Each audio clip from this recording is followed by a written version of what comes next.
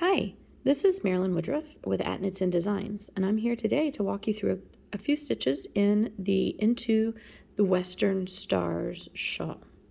First, we're going to look at this lace stitch, and the lace stitch is quite simple. It involves one stitch that on alternating odd rows, the yarn over will come before this set of 3 stitches. And on the other alternating odd rows, that yarn over will come afterwards. And that gives you this textured lace design where you can see the yarn overs sit on a diagonal. So on rows 1, 5, and 9, you're going to be doing the yarn over before a set of 3 stitches. And on rows 3, 7, and 11, you're going to be doing the yarn over after a set of 3 stitches. So what you will be doing is a very simple passing a stitch over. So we'll do the yarn over, and then you'll knit 3 stitches. 1, 2, 3. Now we're going to pass this first knitted stitch over these other 2. Normally, if you're passing a stitch like this, it would be a slip stitch, but this one isn't. We've actually knitted this stitch. And so we're going to pass this first knitted stitch. You notice here's the yarn over. So we're not passing the yarn over. We're passing the first knitted stitch over. And that's going to make this little line right here. And that's all there is to this lace stitch. Yarn over, knit 3, 2, 3. And then you're going to pass this first knitted stitch right off the needle. And you can always tell that you're going correctly when you look at where you are in the lace and the second stitch of the knitted stitches is over the previous yarn over. So if I do the yarn over, you'll see I knit 1, and now my second knitted stitch is going to be over the last yarn over I did. So knit 2, knit 3, oops, and then I'm going to pass this first one over. And that's all there is to it up until you get to our optional marker, where is a column of slipped central double decreases. And what I want to talk about next is this optional marker and why you may want to opt to do it and why you may want to opt not to.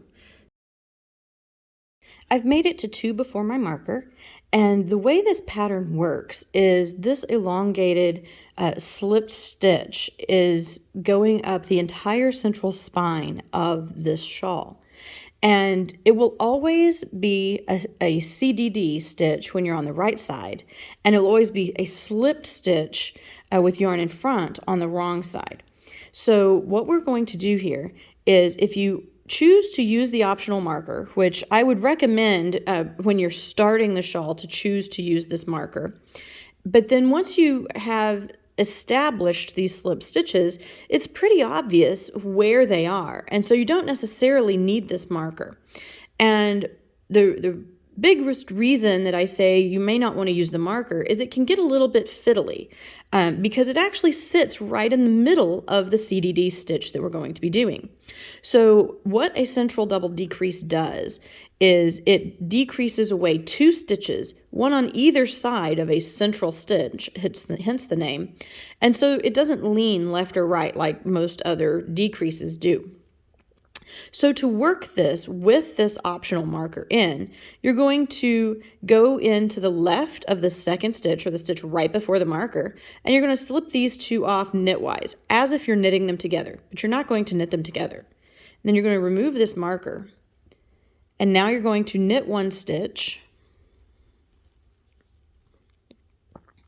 and now I'm going to take these 2 slip stitches and I'm going to pass them back over that knitted stitch. And now I'm going to replace my marker. So you can do this if you prefer, and you can always just replace your marker, and then it will always sit just to the left of the CDD.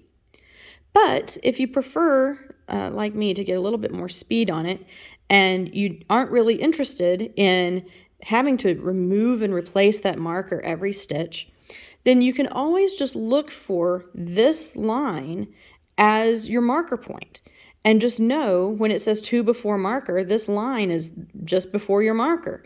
And so every time you get done with your lace up to this point, That middle stitch is what you're trying to get to sit on top. So you can just do your CDD and continue cruising right ahead.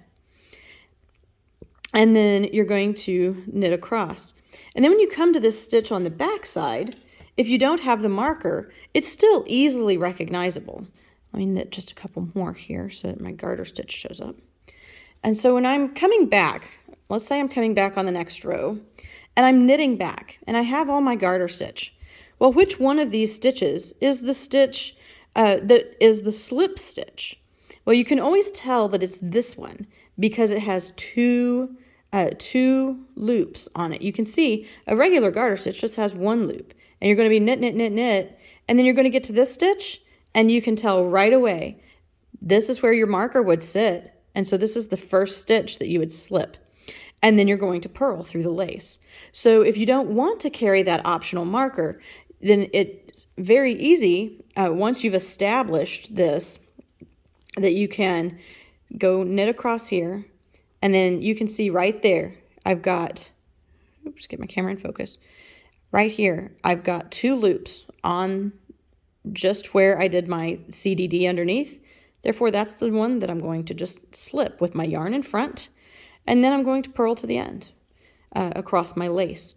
And so that's an option for you if you choose not to use the marker or remove it after you've established that central spine of the shawl. You don't have to remove it. You can definitely use the marker all the way through, but it can get a little bit fiddly if you lose it, or if you're trying to travel and then you're having to slip it off and put it back on every row, since it does sit right in the middle of that stitch. So happy knitting, and I hope you enjoy Into the Western Stars. Thank you.